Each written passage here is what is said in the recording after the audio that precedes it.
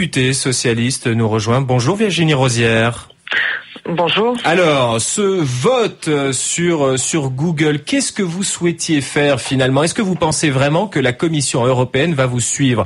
C'est surtout un moyen de mettre la pression sur la Commission pour lui indiquer qu'elle doit être particulièrement vigilante vis-à-vis des géants de l'Internet. La Commission, dans son rôle, en particulier dans son rôle en matière de concurrence, doit s'assurer qu'il n'y a pas d'abus de position dominante. Et sur l'affaire Google, c'est une affaire qui traîne depuis maintenant longtemps, donc c'est une pression sur la Commission pour qu'elle agisse et qu'elle agisse de manière énergique. Très bien, mais Jérémy Zimmerman de la Quadrature du Net disait c'est essentiellement de l'affichage. Qu'est-ce que vous en pensez?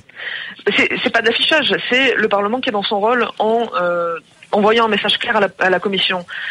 Le Parlement n'a pas d'initiative législative. C'est la Commission qui peut proposer des textes à la délibération du Parlement. Et donc, nous, notre moyen d'action, c'est de prendre position face à la Commission. Après, elle sera dans son rôle, on l'espère, en proposant un texte en matière de séparation des activités de moteurs de recherche et des activités commerciales. Très bien. Juste après la pause, nous serons avec Pierre Moscovici. Donc, cette semaine, la Commission européenne qui a donné un répit supplémentaire à la France pour son budget. Non, pas des sanctions, non, pas 4 milliards tout de suite. La France qui a jusqu'au mois de mars pour se mettre dans les clous. Pour vous, c'était plutôt une bonne nouvelle, Virginie Rosière? C'est une bonne nouvelle parce qu'il serait particulièrement absurde que la France se voit infliger des sanctions dans une période de difficultés économiques que vit d'ailleurs toute l'Europe. La France n'est pas la seule à être dans cette situation-là. Donc oui, c'est effectivement une bonne nouvelle.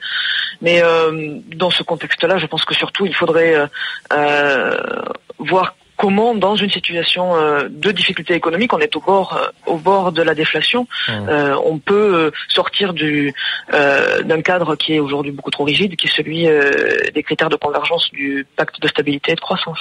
Merci beaucoup Virginie Rosière, eurodéputée radicale de gauche, d'avoir été avec nous aujourd'hui, donc pour nous parler essentiellement de Google. Merci.